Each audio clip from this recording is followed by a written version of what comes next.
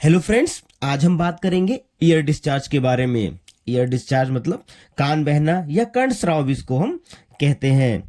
सबसे पहले जानेंगे ईयर डिस्चार्ज होता क्या है। Ear discharge is the drainage of fluid, pus और blood from the ear canal.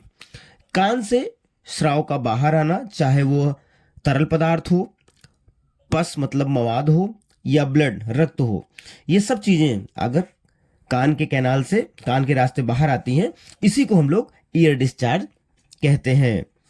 आइए इसके टाइप को जान लेते हैं, कितने प्रकार का ईयर डिस्चार्ज होता है। सबसे पहले है पस लाइक और क्लाउडली फ्लूइड, येलो और ग्रीन मतलब पस जैसा कान से बाहर आता है, चाहे वह पीले या हरे रंग का होता है। दूसरा है ब्लडी डिस्चार्ज, कान के रास्ते खून का बाहर आना। तीसरा है clear thin and watery discharge मतलब पतला तरल पदार्थ जो होता है कान से बाहर आता है।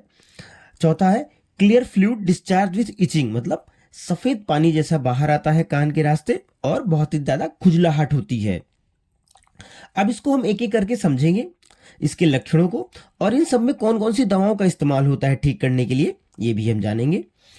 सबसे पहले हमने देखा था पस लाइक और क्लाउडली फ्लूइड, येलो और ग्रीन मतलब पीला या हरा मवाद पस जो कान से बाहर आता है, जो बैक्टीरियल इन्फेक्शन के कारण होता है। इसके अगर सिम्टम्स को हम देखें, जो मवाद पस कान से बाहर आता है, इसमें जो लक्षण दिखते हैं उसमें तेज दर्द जो डिस्चार्ज के बाद अचानक कम हो जाता है, बुखार आता है और सुनने में दिक्कत होती है। इसमें जैसे लक्षण इसमें दिखते हैं।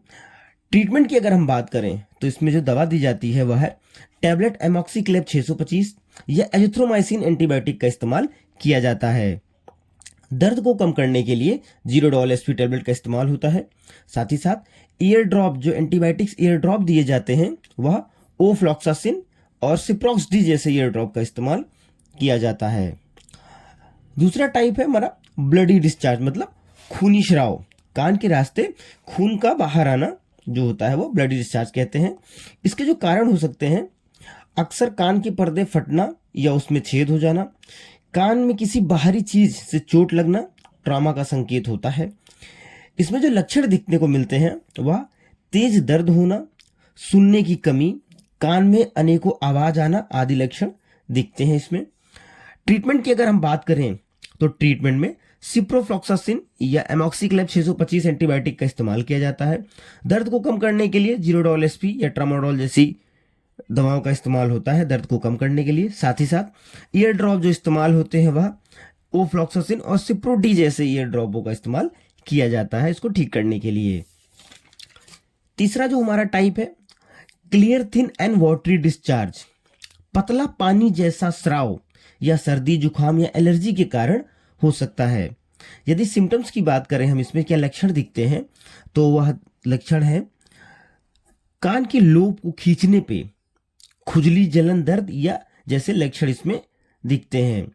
ट्रीटमेंट की बात करें तो इसमें कौन सी दवा दी जाती है, वह है टैबलेट एमॉक्सिसिलिन एंटीबायोटिक का इस्तेमाल किया जाता है। एलर्जी के लिए टैबलेट लीवोसिट्रिजिन का इस्तेमाल होता है और ईयर ड्रॉप में सिप्रोफ्लॉक्सासिन, ओफ्लॉक्सासिन, टैबलेट टोब्रामाइसिन और या जेंटामाइसिन ईयर ड्रॉप्स का इस्तेमाल होता है। अगर अगले हम उसकी बात करें तो हमारा अगला है clear fluid watery year discharge मतलब एकदम तरल पदार्थ विथ इचिंग मतलब खुजलीहट के साथ तरल पदार्थ का बाहर आना। इसमें जो कारण हमें दिखते हैं, जिसको मेन रीजन है फंगल इन्फेक्शन, या फंगल इन्फेक्शन के कारण होता है, कान में खुजलाहट होती है और तरल पदार्थ बाहर आता है। इसको ठीक करने के लिए टैबलेट का जो इस्तेमाल होता है वह है टैबलेट फ्लूकोनाजोल और टैबलेट इट्राकोनाजोल, दोनों में कोई भी टैबलेट का इस्तेमाल किया जा सकता है खुजला फंगल इन्फेक्शन को ठीक करने के लिए। साथ ही साथ अगर ईयर ड्रॉप की बात करें तो ईयर ड्रॉप में क्लोट्राइमाजोल ईयर ड्रॉप्स आते हैं। साथ ही साथ ऑइंटमेंट का भी इस्तेमाल किया जाता है, एंटी फंगल क्रीम का इस्तेमाल किया जाता है, जिसमें टर्विनाफाइन क्रीम या फिर क्लोट्राइमाजोल क्रीम का इस्तेमाल होता है।